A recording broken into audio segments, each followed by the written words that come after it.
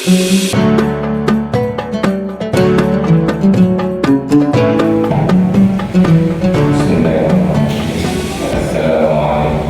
warahmatullahi wabarakatuh. Alhamdulillahirabbil alamin.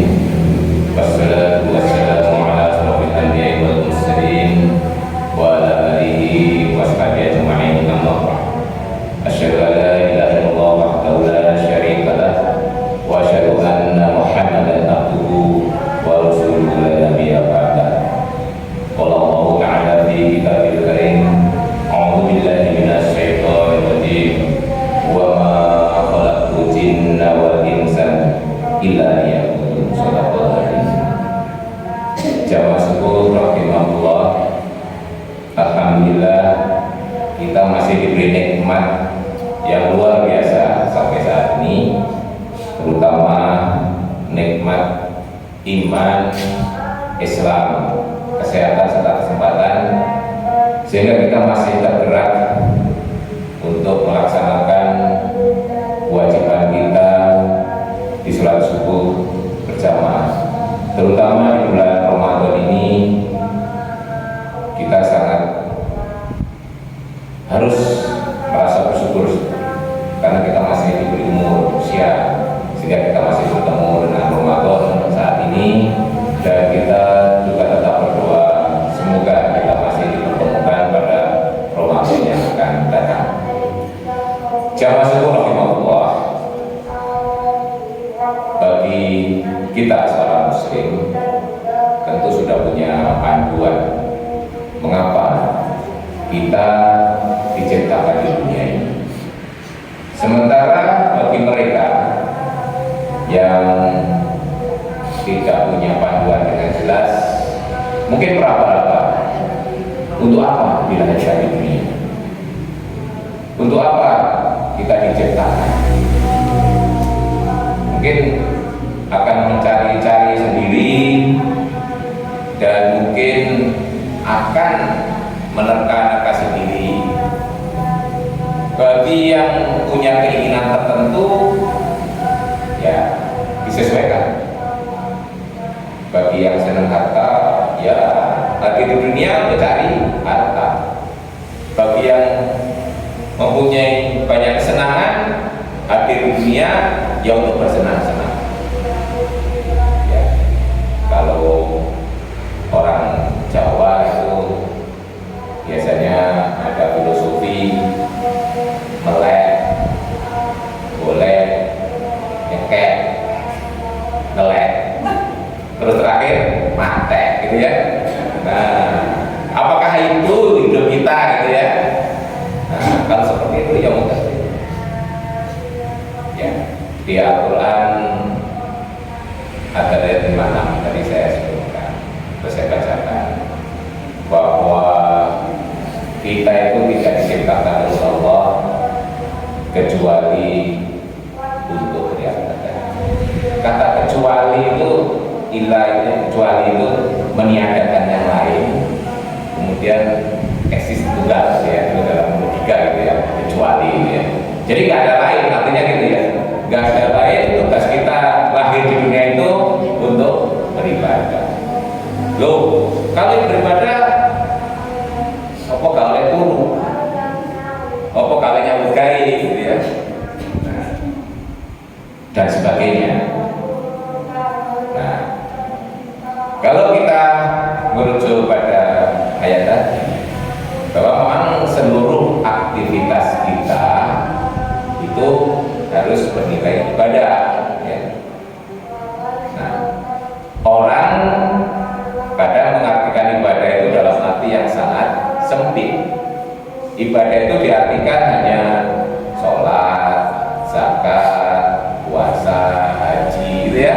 Nah, itu yang sering disebut dengan ibadah-ibadah makhluk, ya, ibadah khusus, yang itu memang kontrolnya sangat ketat.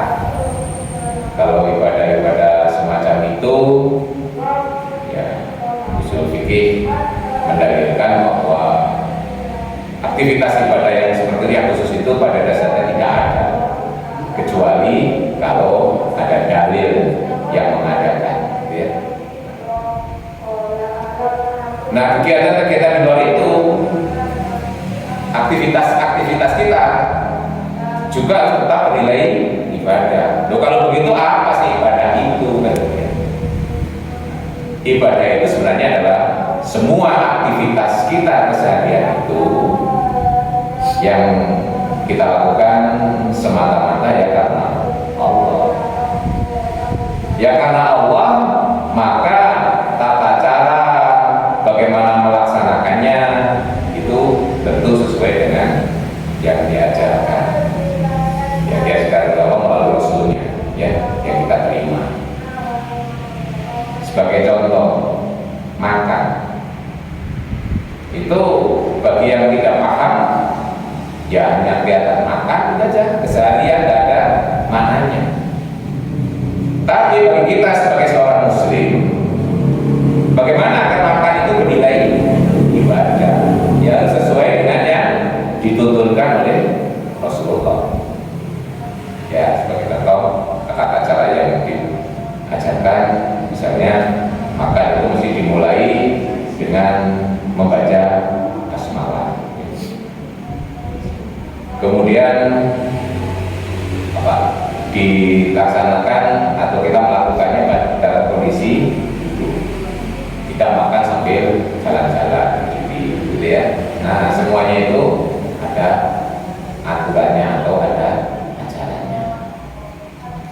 Sampai ke kamar mandi pun itu, ke WC itu agar bernilai ibadah juga ada tata caranya gitu ya.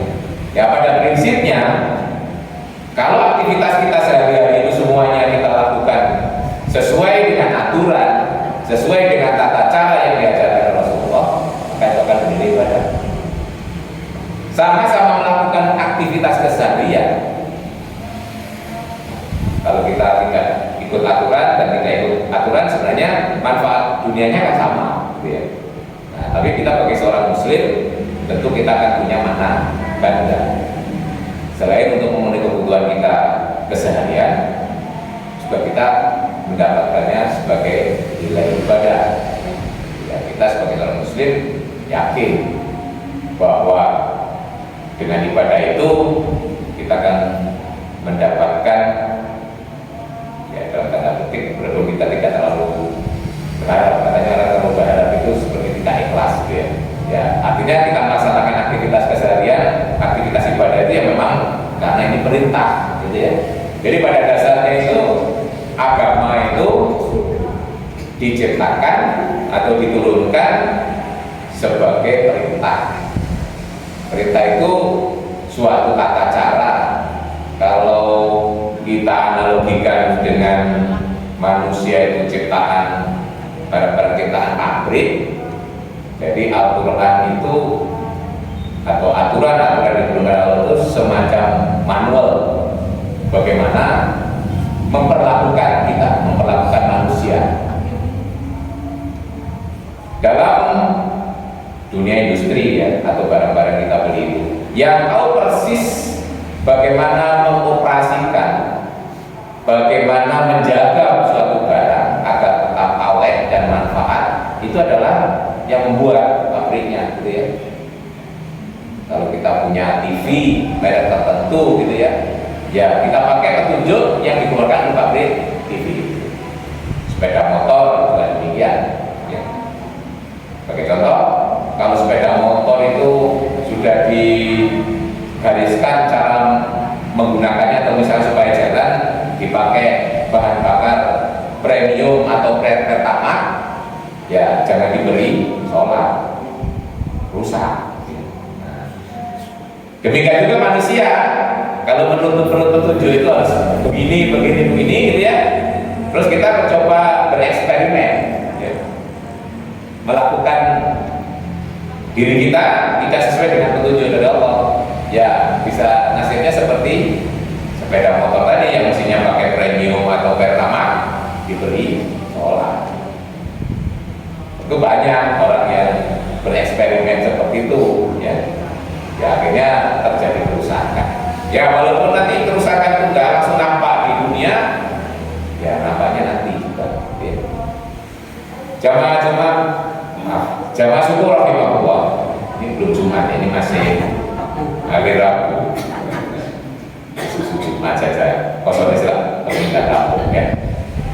Nah, jadi agar kita ini nanti betul-betul menjadi manusia yang diharapkan oleh Sang Pencipta sesuai dengan tujuan penciptaannya, kita memang harus memperlakukan kita atau diri kita itu sesuai dengan yang diamanatkan Sang Pencipta. Oleh karena itu hukumnya sangat wajib bagi kita untuk membaca petunjuk itu, ya, agar kita itu nanti awet, ya, dan selamat, gitu ya.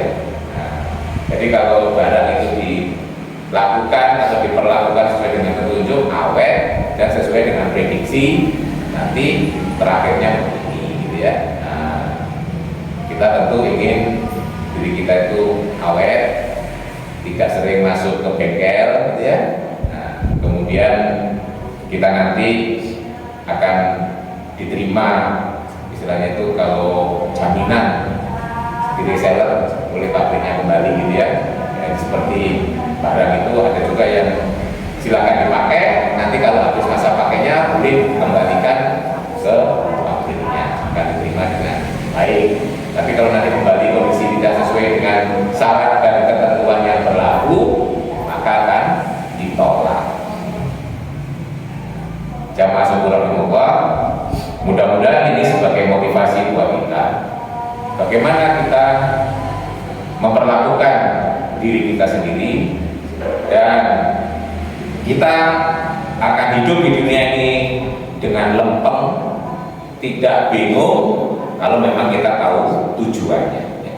Orang itu mau apa-apa itu kalau tahu tujuannya, tentu tindakannya dengan jelas.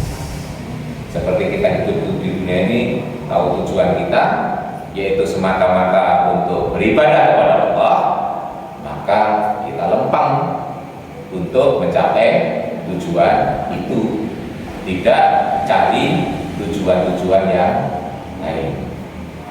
Semoga apa yang saya sampaikan ini bermanfaat dan sekali lagi menjadikan motivasi kita untuk berbuat kebaikan dan melakukan apa saja yang dituntunkan oleh Allah sebagai manifestasi tugas kita di dunia ini, yaitu semata-mata untuk beribadah. Billahi taufiq wal hidayah. Assalamualaikum warahmatullahi wabarakatuh.